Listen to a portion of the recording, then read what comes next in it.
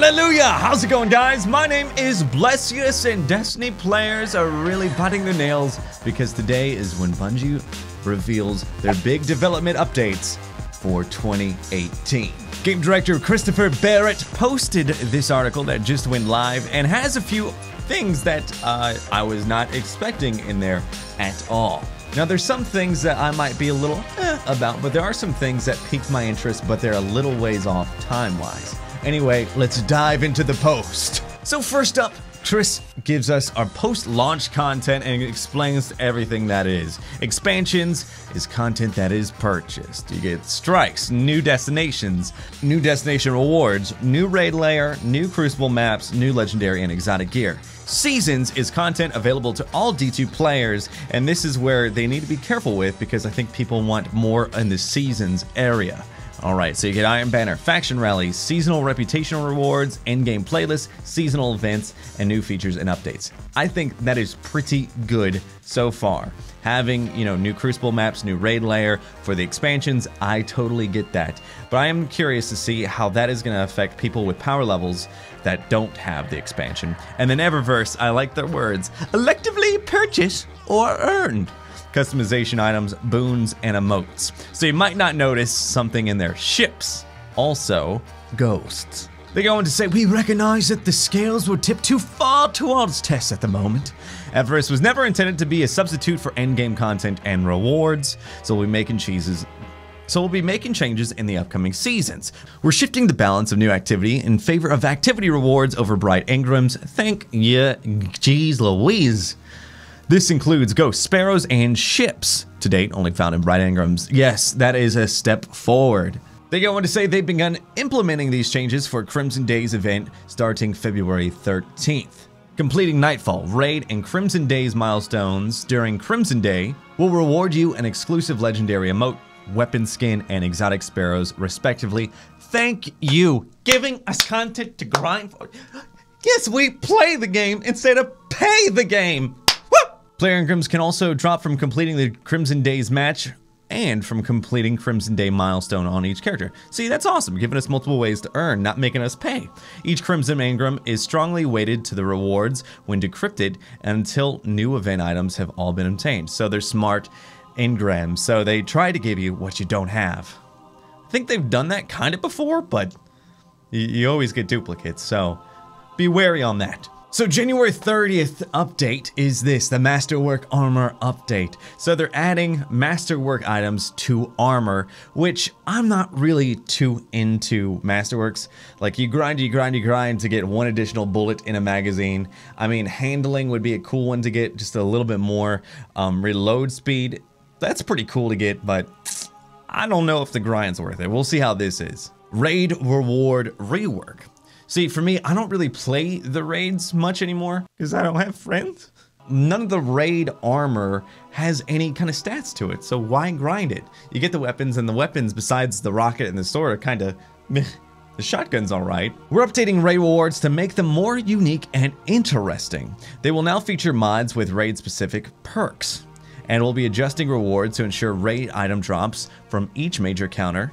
And the raid vendor will also directly sell Leviathan and Eater World armor and weapons for purchase with raid tokens and legendary shards. Kinda sucks that tokens are still like a big part of the game, but hopefully we just don't get everything right away from all the tokens. We're also adding a new ghost with raid-specific perks that has a chance to drop from the Leviathan and Eater World's final encounters. We intend to returning creating more raid and other unique rewards in the future. Thank you, that is a huge step forward because back in the day, I used to want to get a raid Sparrow back in vanilla, and the fact that that's kind of back, yeah, ghost shells are a good step forward, but I like to go see the days of getting a cool ship or a cool Sparrow from beating the final boss. Alright, so there's a February update coming that I'm sure is going to be with the Crimson Days. Now this one had me going a little bit like, what? They finally mentioned Destiny 1. Strike storing is coming to Nightfall and replacing the current limit mechanic. Yes, good step in the right direction. Again, can't believe they mentioned Destiny 1 because I've never think they mentioned D1 since launch of D2. The scoring is similar to Destiny 1's system, but with adjustments to emphasize competitive execution of strike objectives and support for player selectable score modifiers. That is a mouthful. In February, Nightfall high scores will be exposed in-game via new emblems and unlock rewards. We also plan for clan and community high scores in the works. That's cool. Actually, that's cool. That makes it so you can kind of compete with your clan or with the community. I like that. Mods 2.0. Work is underway for a full rework of armor and weapon mods. This will focus on reducing redundant mods, more unique theming, and greatly increasing their impact on your power. We're aiming for a February release, which is good, but the scope of the rework could push parts all out to early spring. Which, alright, I can understand that. We'll be evaluating how mods play into the Bright Ingram economy as a result, because we're sensitive to pay-to-win outcomes. I think everybody is. Quick play improvements, we're adjusting game mode rules to pace out gameplay and power ammo acquisition in gameplay. See, I was hoping that we could kind of pick what we want, because I don't want to play salvage anymore. Just give me control or freaking clash. As a PC player, I think this is kind of cool. PC Tower Chat. We're adding text chat to the power for the PC version of the game, something that should have been in from the start of the D2 PC port. Exotic repetition reduction, well, you kind of see what that is, and fire team members on destination map, which I don't think anyone really complained about, but that's actually kind of a cool addition. Now here is the cream of the crop that I'm excited about. With Season 3, competitive is coming to freaking Destiny. There are actually Crucible rankings. Now, there's two things to it. It's kind of like for fun and for glory. It's called Valor, a progression rank that goes up as you complete matches. Winning helps you move up faster, but there's no loss of penalties, just like earning levels in Overwatch. And then Glory, a progression rank that goes up when you win and down when you lose. Performance is how you move up here, exactly like just rank play in Overwatch. Competitive.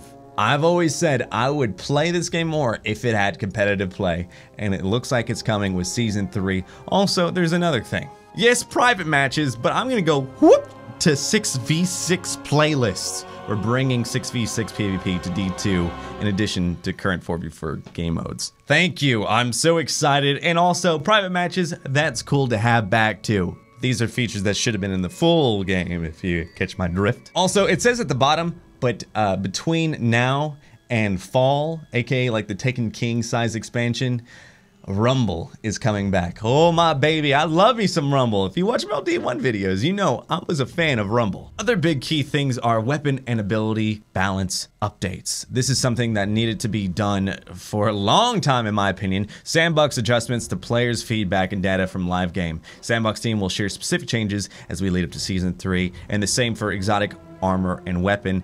Let me just say that this thing needed to happen a long time ago.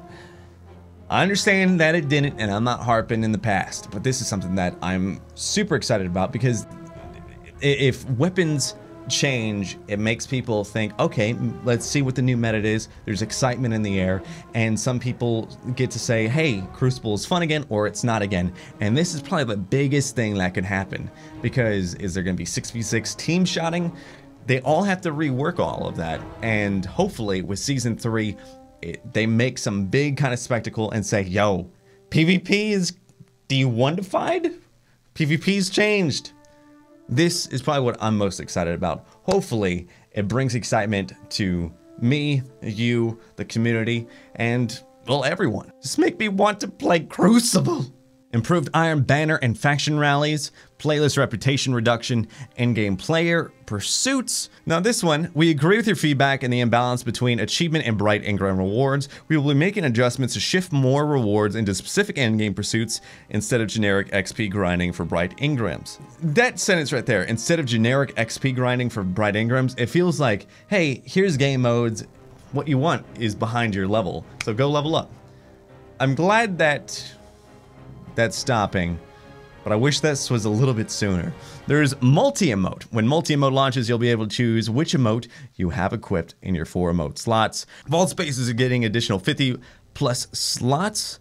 PC clan chat is a huge thing, and heroic strikes are getting a change. In Fall 18 or sooner, item collection and rewards, weapon slot and archetype improvements, additional Crucible playlists e.g. Rumble, better clan rewards, masterwork exotics, interesting, pinnacle weapon and gear improvements, trials the 9 improvements, shaders and dismantling, the future of guided games, address solo versus fireteam matching. So one thing is certain, I am excited to see what Season 3 brings. Updates leading up to that, I'm not so excited. I mean, I'll check them out, but I'm more excited about Crucible because in Destiny, I've always liked PvP more than PvE, and I just want to love it wholeheartedly again. And I say thank you to Christopher Barrett for giving us all this. I'm sure hammering all this out was a little bit of a mine. I know he had 1,000 eyes on it. You have my respect, and I'm glad that you are addressing this, and I hope that you guys try to be a little bit more transparent. I am meh on certain things, but